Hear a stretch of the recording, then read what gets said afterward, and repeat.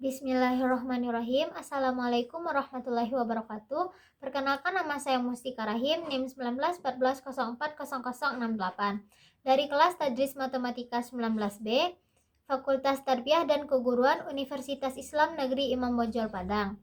Video kali ini dibuat bertujuan untuk memenuhi tugas ujian tengah semester saya pada mata kuliah rancangan pembelajaran matematika yang diampu oleh Ibu Nita Putri Utami MPD. Baiklah, pada video ini saya akan menjelaskan beberapa materi yang sudah saya pelajari. Yang pertama yaitu mengenai kalender pendidikan. Pengertian kalender pendidikan.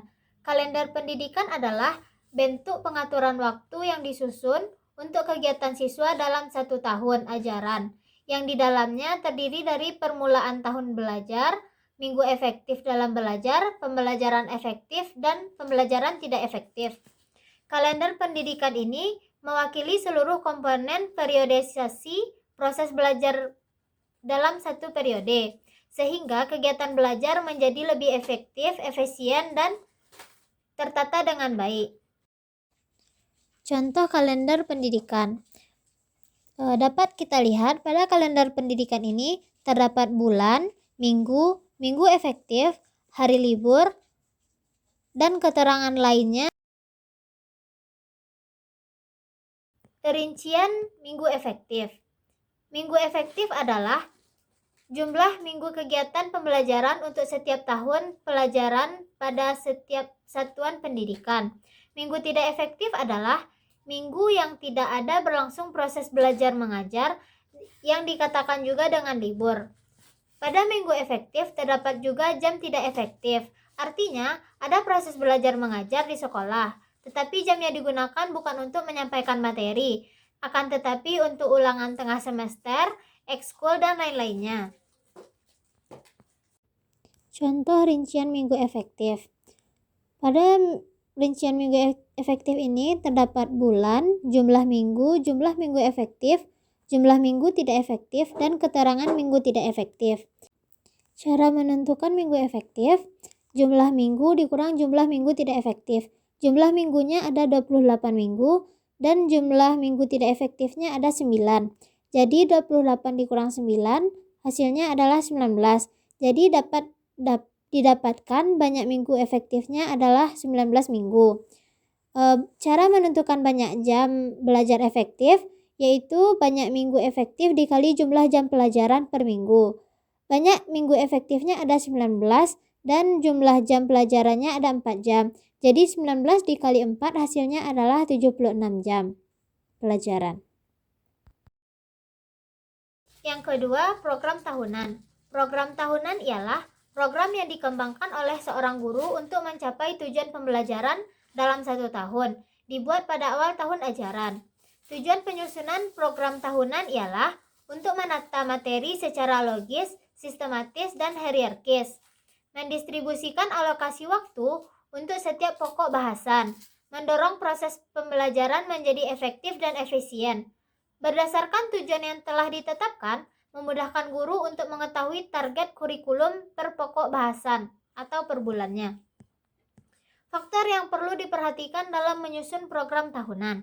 Yang pertama yaitu kurikulum, yang kedua kemampuan dan perkembangan siswa, yang ketiga yaitu keadaan guru.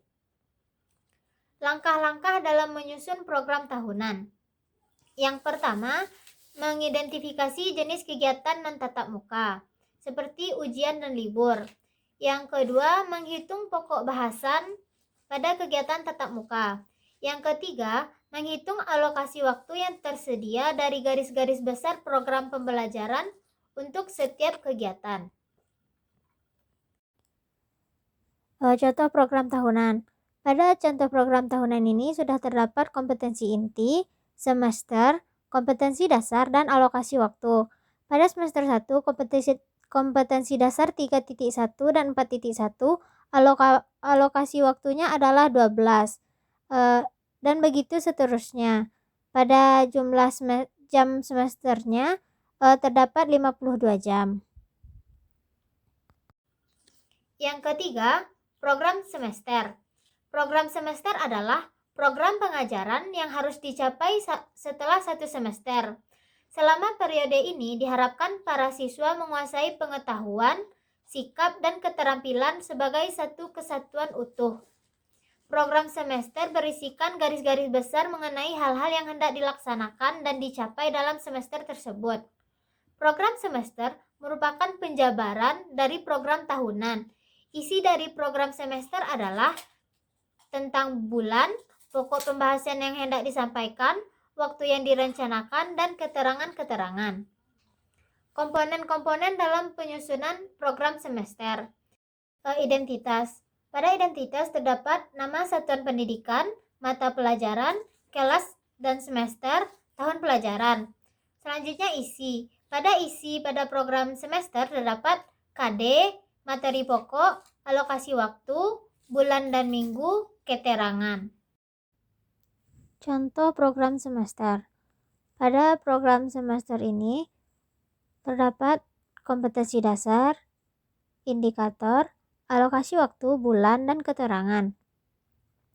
Pada kompetensi dasar 3.1 terdapat 10 indikator dengan alokasi waktunya 16 jam pelajaran. Minggu efektifnya terletak pada minggu keempat bulan Juli dan minggu pertama, kedua, dan ketiga pada bulan Agustus. Begitupun seterusnya hingga KD terakhir.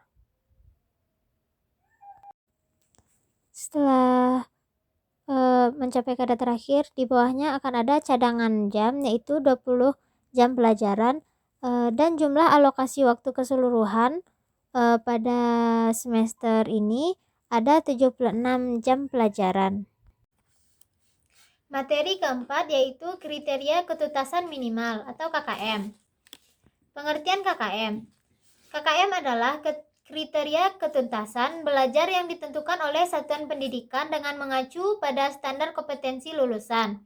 Komponen-komponen dalam penetapan KKM. Yang pertama, kompleksitas, yaitu tingkat kesulitan atau kerumitan suatu indikator, kompetensi dasar, dan standar kompetensi yang harus dicapai oleh peserta didik. Yang kedua, daya dukung, yaitu ketersediaan sarana dan prasarana pendidikan yang sesuai dengan tuntunan kompetensi yang harus dicapai peserta didik seperti perpustakaan, laboratorium, alat, atau bahan lain untuk proses pembelajaran. Yang ketiga, intake, yaitu tingkat rata-rata kemampuan atau kompetensi awal peserta didik yang dapat dimanfaatkan dalam mencapai kompetensi dasar dan standar kompetensi yang sudah ditetapkan. Materi yang kelima yaitu analisis kompetensi inti dan kompetensi dasar. Kompetensi inti adalah kompetensi utama yang diuraikan ke dalam beberapa aspek, yaitu aspek sikap, pengetahuan, keterampilan yang harus dipelajari oleh peserta didik di setiap jenjang mata pelajaran. Kompetensi dasar adalah pengetahuan, keterampilan, dan sikap minimal yang harus dikuasai oleh peserta didik dalam penguasaan materi pembelajaran yang diberikan dalam kelas pada jenjang pendidikan tertentu. Merancang analisis KI dan KD. Yang pertama, perumusan kompetensi dasar dan indikator. Yang kedua, mengkaji dan menentukan standar kompetensi. Yang keempat, mengidentifikasi materi pokok atau pelajaran. Dan yang keempat, melakukan pemetaan kompetensi. Contoh analisis atau pemetaan KIKD.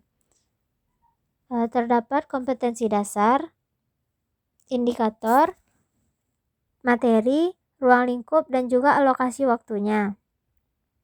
Pada ruang lingkup itu, keterangannya yang pertama adalah aljabar, yang kedua logika, yang ketiga geometri, yang keempat trigonometri, yang kelima kalkulus, dan yang keenam adalah statistika dan peluang.